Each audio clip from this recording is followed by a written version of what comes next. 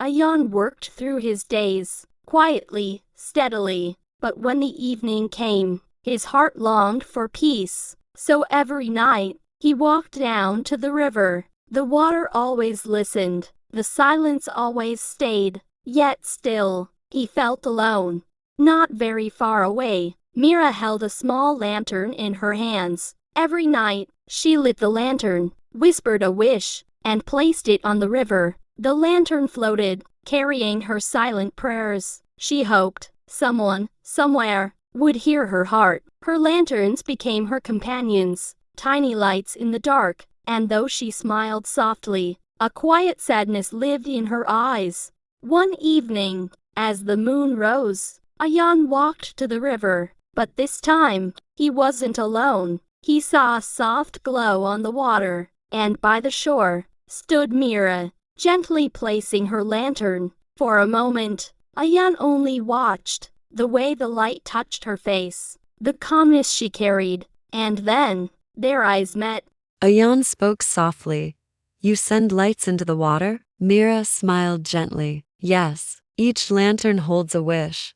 Ayan looked at the floating lanterns. And do the wishes come true? She paused. Sometimes, it feels enough to just let them go.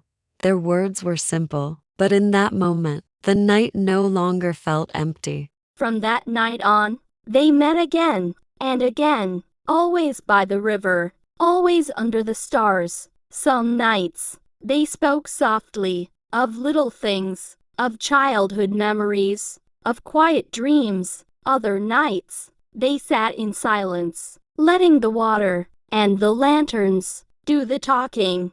Ayan would bring fresh flowers. Mira would bring lanterns of different colors. Together, they watched the river carry them away. The world outside was busy, but here, by the river, time moved slowly, and their hearts grew lighter. One night, Ayan whispered, "When I sit here with you, the night feels shorter." Mira looked at the water, then at him, her eyes soft, glowing, "And I wish the nights could last longer." They both smiled, and let another lantern float away. This time, not with separate wishes, but with one shared prayer.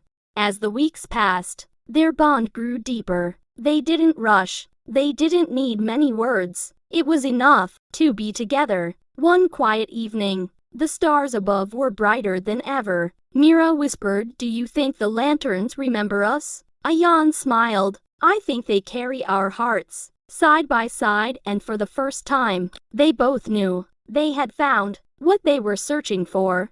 The night grew calm. The river flowed endlessly. The stars listened quietly. Mira rested her head on Ayan's shoulder. He held her hand gently. No words were needed anymore. The narrator's voice fades. Some journeys end not with distance, but with closeness. Some hearts find home, not in places, but in people. And sometimes, two souls meet, like lanterns on the same river, and drift together, into peace. Slowly, the music softens. The story closes with silence.